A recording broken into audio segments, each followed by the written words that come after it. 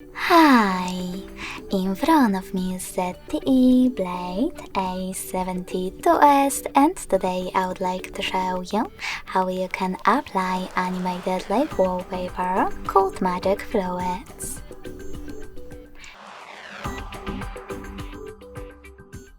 Begin by opening Play Store and clicking on the search bar. When you're ready, type in Magic Fluids and download this app from Mad Scientist developer. When your app is ready, open it. You can mute the music right away by tapping on the bottom left corner. Now select those two lines at the bottom right one.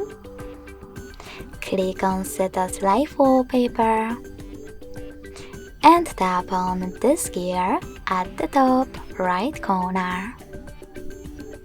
After that, select I accept in First Things First pop-up and manage all of those available options however you wish to.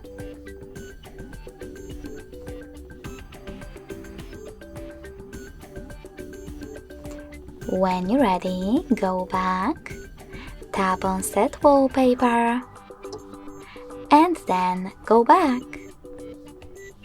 As you can see, after that, my wallpaper was successfully applied. Thanks so much for watching. If you enjoyed this video, smash that like button, comment, and definitely subscribe. Bye!